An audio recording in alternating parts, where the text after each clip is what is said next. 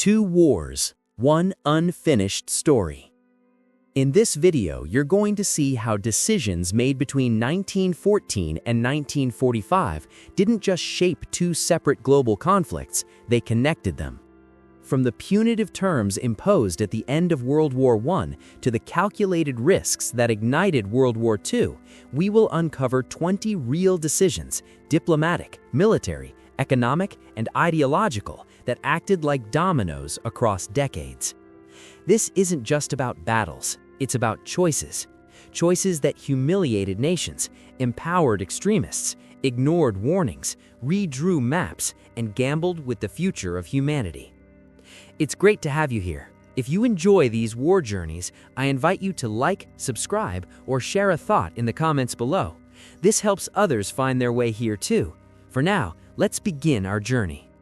This is the story of how the First World War never truly ended, it simply transformed. When the guns finally fell silent on November 11, 1918, Europe looked like a continent exhaling after suffocation. Empires had collapsed, millions were dead, cities were shattered. But in the quiet corridors of diplomacy, another battle was just beginning. The men gathering in Paris in 1919 believed they were shaping peace.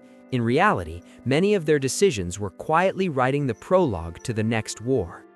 The first and perhaps most consequential decision was the structure of the Treaty of Versailles.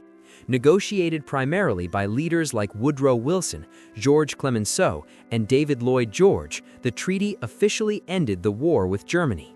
But instead of reconciliation, it imposed heavy territorial losses, strict military limitations, and crushing reparations. Article 231, the infamous War Guilt Clause, forced Germany to accept sole responsibility for the conflict. For many Germans, this wasn't peace, it was humiliation. The decision to saddle Germany with enormous reparations created economic instability that spiraled into hyperinflation by 1923. Families saw life savings evaporate. Workers were paid in wheelbarrows full of nearly worthless currency. The fragile Weimar Republic struggled to maintain legitimacy. Extremist voices began to grow louder. Among them was a former corporal who believed Germany had been betrayed from within. That man was Adolf Hitler. But the treaty wasn't the only decision with long-term consequences. Another critical choice was the dismantling of the Austro-Hungarian Empire. The map of Central Europe was redrawn, creating new nations like Czechoslovakia and Yugoslavia. While this seemed aligned with Wilson's principle of national self-determination, in reality, many of these new states contained deep ethnic divisions. Millions of ethnic Germans suddenly found themselves living outside Germany's new borders, in places like the Sudetenland. This would later provide Hitler with a powerful propaganda tool. He claimed he was not conquering, he was protecting Germans. Then there was the fate of the Ottoman Empire. Its collapse led to the carving up of the Middle East under secret agreements like Sykes-Picot. Artificial borders were drawn with little regard for ethnic or sectarian realities. Though this decision did not directly cause World War II, it contributed to decades of instability and demonstrated a broader pattern. Post-war powers were more concerned with strategic advantage than sustainable peace. Another decision that bridged the wars was the creation and failure of the League of Nations. Conceived as a safeguard against future global conflict, it was supposed to provide collective security, but the United States never joined. Without American participation, the League lacked enforcement power. When Japan invaded Manchuria in 1931 and when Italy invaded Ethiopia in 1935, the League condemned but did not act decisively. Each time aggression went unchecked, the lesson was clear: bold moves might not be punished. In Germany, the decision by conservative elites in 1933 to appoint Hitler as chancellor was made under the belief they could control him. President Paul von Hindenburg reluctantly agreed. Many believed the Nazi movement would fade or be moderated by responsibility. Instead, this decision opened the door to totalitarian transformation. Within months, civil liberties were dismantled, political opponents were imprisoned. Germany began quietly rearming, directly violating the Treaty of Versailles. And yet, the European powers hesitated. One of the most pivotal decisions connecting the wars was the policy later known as appeasement.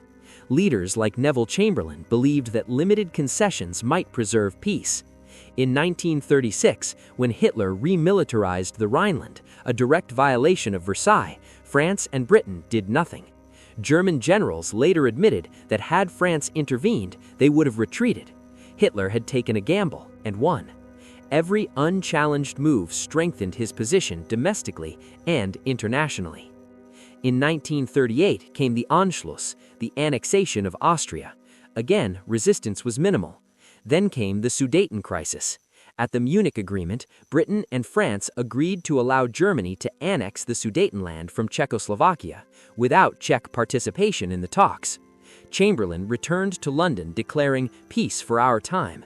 But peace built on concession was fragile. 6 months later, Hitler seized the rest of Czechoslovakia, proving that his ambitions went beyond uniting ethnic Germans. The illusion that limited demands would satisfy him collapsed. Meanwhile, another decision with roots in World War I was shaping events in the East. The Russian Revolution of 1917 had pulled Russia out of the First World War. The resulting Soviet Union emerged isolated and suspicious of Western powers. Mutual distrust grew throughout the interwar years. In 1939, this distrust culminated in one of the most shocking diplomatic decisions of the century, the Molotov-Ribbentrop Pact. Nazi Germany and the Soviet Union, ideological enemies, signed a non-aggression treaty. Secret protocols divided Eastern Europe into spheres of influence. Poland would be partitioned. This decision removed Hitler's fear of a two-front war, the very nightmare that had crippled Germany during World War I.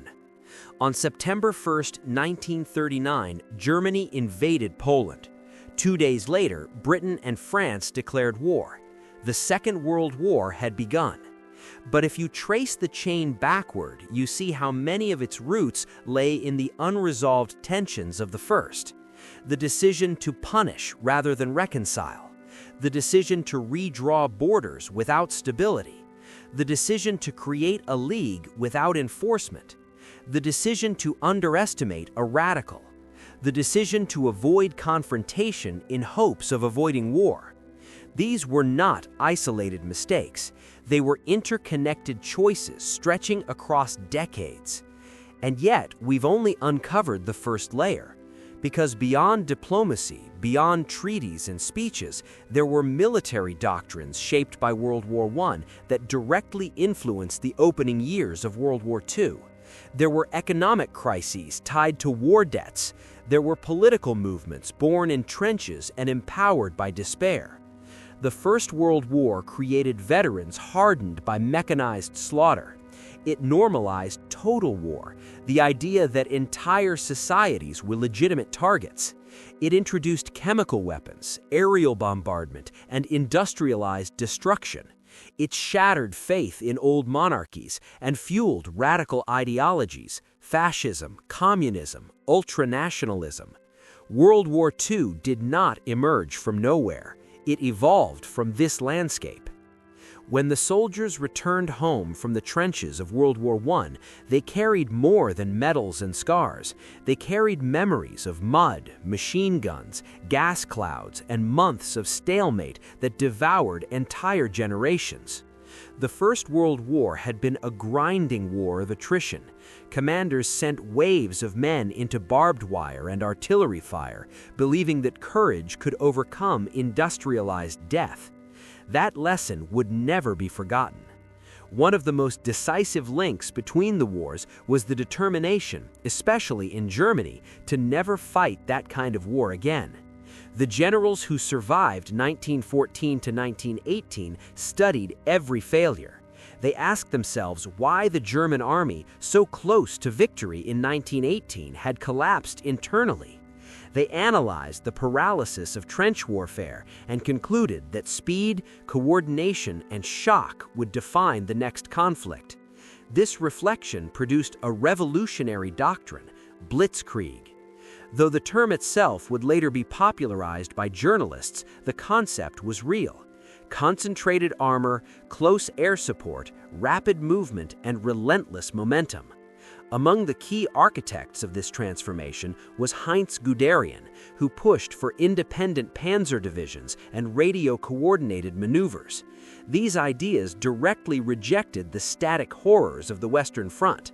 In 1916, at Verdun and the Somme, territory was measured in meters. In 1940, entire countries would fall in weeks. But Germany was not alone in drawing conclusions from the First World War. France, traumatized by the loss of over 1 million soldiers, made a very different decision. Rather than prioritize mobility, French planners focused on defense. They invested heavily in fortifications along their eastern border, constructing the massive Maginot Line. It was a symbol of determination never to endure another invasion like 1914.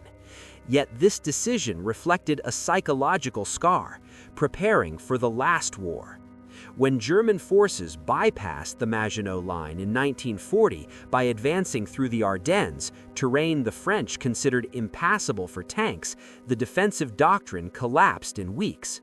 The trauma of World War I had shaped a strategy that proved disastrously outdated. Another powerful connection between the wars was economic.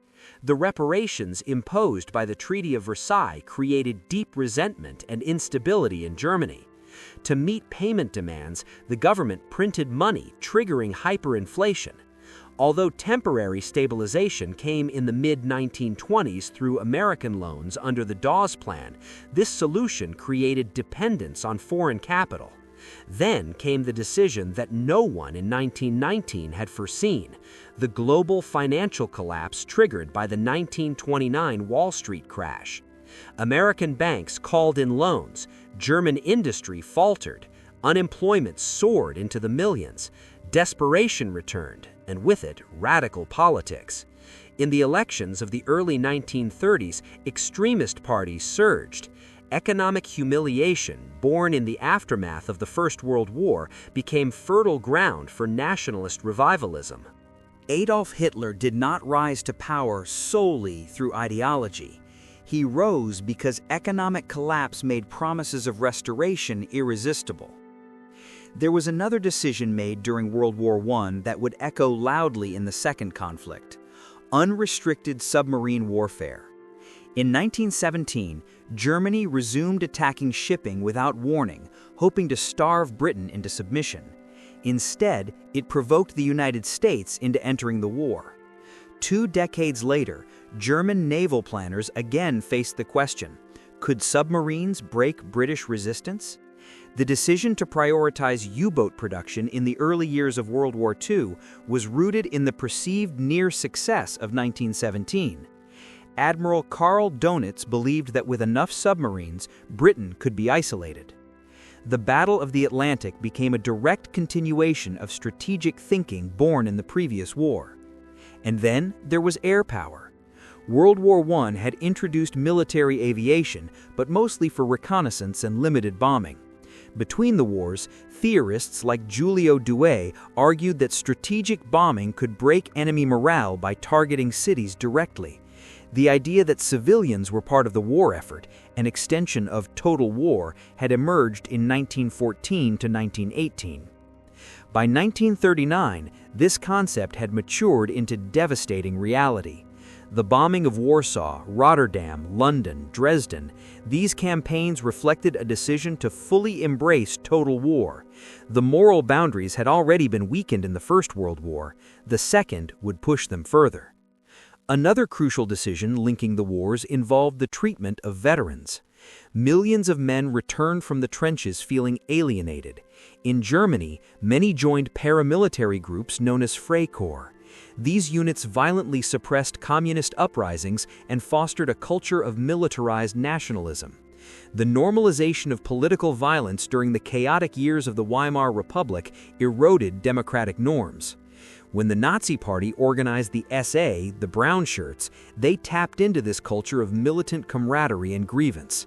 The political battlefield of the 1920s was shaped by men who had learned in 1914 that violence was a legitimate instrument of destiny. Italy followed a similar path. Though technically on the winning side of World War I, many Italians believed they had been denied promised territorial gains. This mutilated victory narrative fueled resentment. Into this atmosphere stepped Benito Mussolini, himself a veteran of the war. Fascism in Italy emerged directly from post-war dissatisfaction and fear of socialist revolution. Thus, one of the most consequential ideological decisions of the interwar period, the embrace of fascism, was rooted in perceptions of betrayal and unfinished business from World War I. Meanwhile, in the Soviet Union, memories of foreign intervention during the Russian Civil War deepened suspicion toward Western powers. When Britain and France hesitated to form a firm alliance against Hitler in the late 1930s, Soviet leaders doubted their sincerity. This mistrust contributed to the shocking 1939 Non-Aggression Pact between Nazi Germany and the Soviet Union, a decision that stunned the world. It was not ideological harmony that united them, it was strategic calculation born of mutual insecurity. And then there was Japan. During World War I, Japan had expanded its influence in Asia, seizing German possessions in the Pacific. But at the 1919 Paris Conference, Japan's proposal for a racial equality clause in the League of Nations Covenant was rejected. Though often overlooked, this diplomatic slight fed nationalist resentment. Over the following decades, Japanese leaders increasingly turned toward militarism, convinced that Western powers would never treat them as equals. By the 1930s, expansion into Manchuria and China reflected a belief that only strength would secure respect. The pattern repeats. Humiliation, perceived injustice, and fear produce aggressive decisions.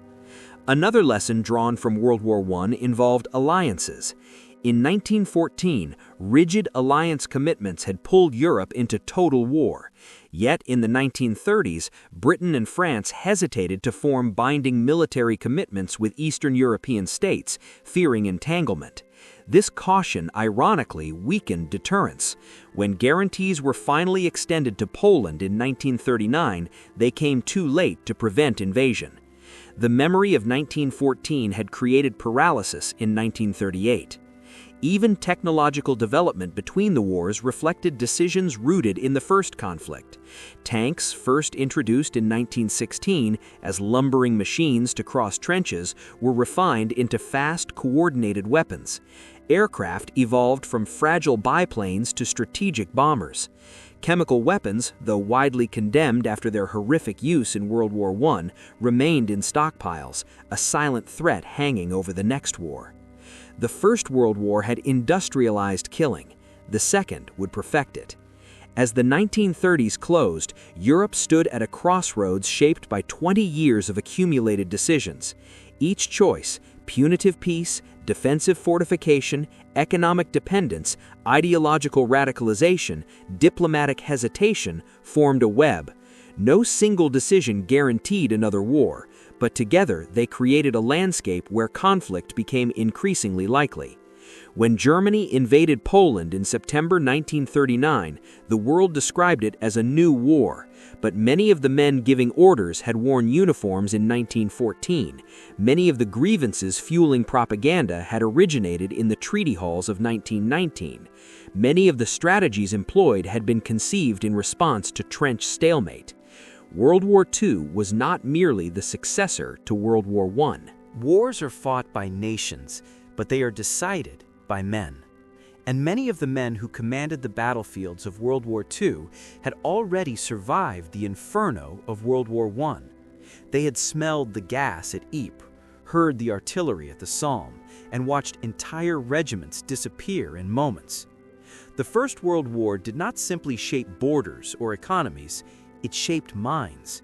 And those minds would make decisions that altered the course of history again. For Adolf Hitler, the First World War was not just a military experience, it was a personal awakening.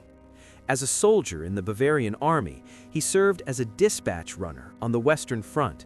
He was wounded, decorated, and, like millions of others, left psychologically marked by Germany's sudden collapse in 1918. When news of the armistice reached him in a military hospital, he later described it as a moment of betrayal. The belief that Germany had not been defeated on the battlefield, but stabbed in the back by politicians and internal enemies, became central to his worldview. This narrative, widely circulated in nationalist circles, transformed military defeat into political grievance. When Hitler rose to power, his decisions were driven by one overriding determination: Germany would never again accept humiliation.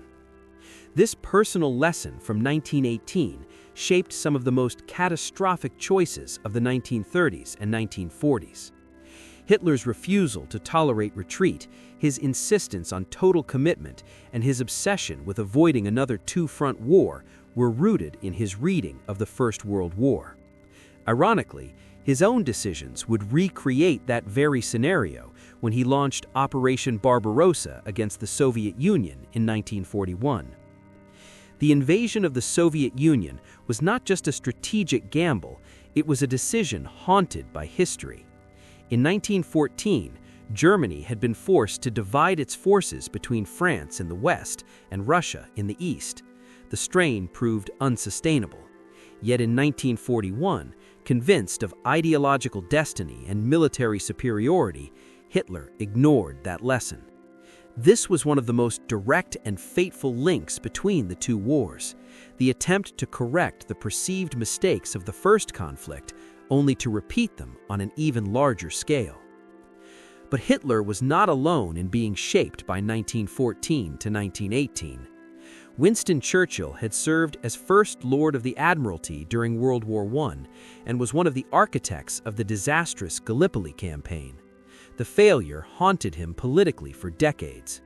When he became Prime Minister in 1940, he carried with him both the memory of that humiliation and a hardened resolve never to underestimate a threat again. Unlike many of his contemporaries who sought compromise with Germany, Churchill saw echoes of past mistakes. He believed appeasement resembled the diplomatic miscalculations that had allowed tensions to spiral in 1914. His wartime leadership, uncompromising, defiant, reflected lessons drawn from the earlier catastrophe. Across the Atlantic, Franklin Roosevelt had served as Assistant Secretary of the Navy during World War I. He had witnessed how submarine warfare and global trade disruptions could pull the United States into conflict. During the 1930s, he maneuvered carefully, balancing American isolationism with growing awareness that neutrality might not be sustainable in another global war. The memory of 1917, when unrestricted submarine warfare forced American intervention, shaped U.S. naval preparedness and strategic thinking long before Pearl Harbor. In France, leaders were deeply traumatized by the staggering losses of the First World War. Entire villages had lost a generation of men. This trauma influenced military doctrine and political psychology. There was a powerful desire to avoid another bloodbath at any cost. When German forces advanced in 1940, the French government's rapid collapse was not only military, it was psychological. The fear of repeating Verdun, where hundreds of thousands had died in 1916, hung over decision-makers. Meanwhile, in the Soviet Union, Joseph Stalin had lived through revolution, civil war, and foreign intervention. The Bolshevik government had signed the Treaty of Brest-Litovsk in 1918, ceding vast territories to Germany in order to exit World War I. The humiliation of that treaty, imposed under duress, lingered in Soviet strategic thinking. When Nazi Germany invaded in 1941, Stalin framed the conflict not merely as war, but as the Great Patriotic War, a struggle for survival and redemption. The ferocity of Soviet resistance was fueled in part by the memory of earlier weakness. Another powerful decision linking the wars was the embrace of total mobilization. During World War I, governments had learned to harness entire economies for war production. Civilian industries were converted to produce weapons. Propaganda campaigns mobilized public opinion. Rationing became normalized. By the time World War II erupted, this model was already established. The decision to target civilian infrastructure, factories, railways, ports, grew naturally from the logic of total war, first fully realized between 1914 and 1918. Strategic bombing campaigns during World War II were not innovations born from nowhere. They were expansions of concepts tested decades earlier. And then there was genocide. While the Holocaust was unprecedented in scale and industrial organization, its ideological roots can be traced in part to the radicalization that followed World War I. The collapse of empires, economic chaos, and revolutionary fear intensified nationalist and racial ideologies across Europe. Anti-Semitic conspiracy theories flourished in the unstable environment of the Weimar Republic. The First World War normalized state surveillance, censorship, and emergency powers. In times of crisis, extraordinary authority became acceptable. By the 1930s, this precedent made it easier for authoritarian regimes to consolidate power under the justification of national survival. The machinery of repression did not appear overnight. It evolved. Military planning also carried over directly from the earlier war. The German Schlieffen Plan of 1914 had attempted a rapid knockout blow against France before turning east. In 1940, German planners again prioritized a swift campaign in the west before focusing on other fronts. Though tactics had evolved, the strategic sequencing reflected continuity. Even the fear of blockade shaped decisions. During World War I, the British naval blockade had starved Germany of resources, contributing to civilian hardship and eventual collapse. Determined not to repeat that vulnerability, Nazi Germany pursued autarky, economic self-sufficiency throughout the 1930s. This drive influenced territorial ambitions in Eastern Europe, where agricultural land and raw materials were seen as essential to long-term survival. The concept of Lebensraum, living space, was framed not only as ideological expansion, but as strategic necessity. It was presented as the solution to the shortages experienced during the First World War. Japan's leadership drew similar conclusions. During World War I, Japan had benefited economically from supplying the Allies, but it also observed the vulnerability of maritime trade. By the late 1930s, Japanese expansion into Southeast Asia was partly motivated by the desire to secure oil and resources, reducing dependence on Western imports. When the United States imposed oil embargoes in response to Japanese aggression in China, Tokyo faced a stark decision: retreat or strike. The attack on Pearl Harbor in 1941 reflected a calculation shaped by earlier lessons about resource insecurity and naval power. Throughout all these decisions, one pattern emerges. Leaders were not acting in a historical vacuum. They were responding to the memory of collapse, blockade, revolution, humiliation, and stalemate. World War I had shattered illusions about limited conflict. It proved that industrial societies could mobilize for years of total war. It showed that propaganda could shape public opinion. It demonstrated that peace settlements could plant seeds of resentment rather than reconciliation. By the time the Second World War was fully underway, the generation in power believed they understood the lessons of the First. In many cases, they believed they were correcting past mistakes. Instead, they amplified them. The invasion of the Soviet Union reopened the nightmare of two-front warfare. The bombing of cities escalated civilian suffering beyond anything imagined in 1914. The ideological radicalization that had brewed in the aftermath of defeat culminated in systematic genocide. The First World War had been called the war to end all wars, but the decisions made during and after it ensured that its legacy would not be peace, it would be escalation. And yet, even as World War II raged, leaders were already thinking about what would come next. They understood, perhaps more clearly than their predecessors in 1919, that the end of this conflict would determine whether history would repeat once more.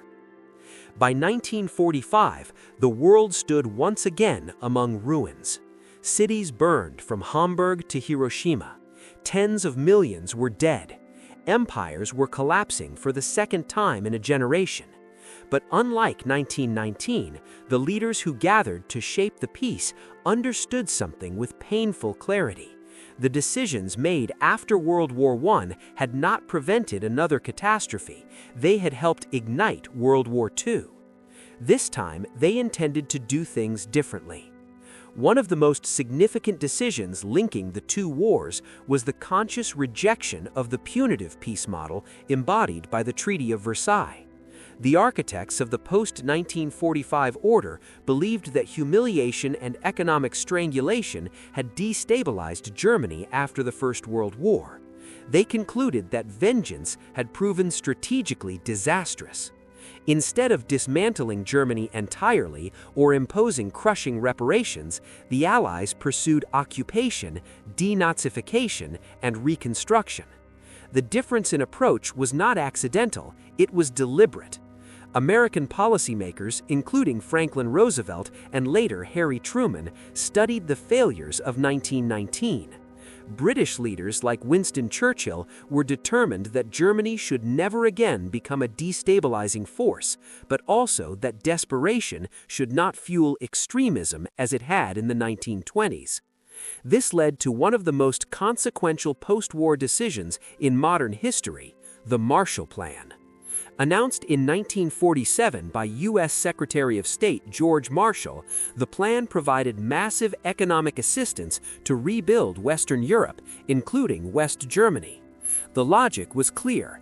Economic stability would prevent political radicalization. Prosperity would replace resentment. It was the opposite of Versailles. Another crucial lesson learned from the interwar years was the failure of the League of Nations. Its inability to enforce collective security had emboldened aggressors in the 1930s. This time, the Allies created a new institution with stronger mechanisms and broader participation, the United Nations. Unlike the League, the United Nations included the United States from the beginning.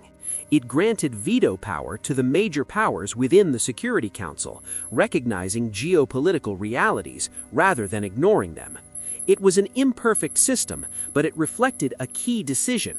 Collective security would only function if the strongest nations were committed to it.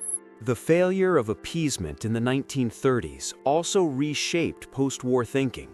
The reluctance of Britain and France to confront aggression early, whether in the Rhineland or at Munich, had demonstrated the cost of hesitation. After 1945, Western powers adopted a doctrine of containment rather than concession. When tensions with the Soviet Union escalated, the response was not appeasement, but alliance building. In 1949, the North Atlantic Treaty Organization, NATO, was formed. It was a clear statement. An attack on one member would be considered an attack on all. The rigid alliances of 1914 had helped drag Europe into war, but the absence of firm commitments in the 1930s had weakened deterrence. NATO represented a recalibrated decision, collective defense designed to prevent miscalculation. And yet, even as leaders sought to correct past mistakes, new dangers emerged. One of the final and most dramatic links between the two wars lay in technology. World War I had industrialized warfare. World War II had mechanized and globalized it. But in August 1945, a decision was made that fundamentally transformed the nature of conflict itself. The United States dropped atomic bombs on Hiroshima and Nagasaki. The nuclear age began. This decision, controversial then and now, was influenced by the memory of prolonged slaughter in both world wars. American leaders feared a costly invasion of Japan that might mirror the attritional horrors of 1914 to 1918. They chose overwhelming force to end the war swiftly. The result was a weapon so destructive that it redefined deterrence. The existence of nuclear arms created a paradox. The two world wars had been linked by miscalculation, unresolved grievances, and escalating militarism.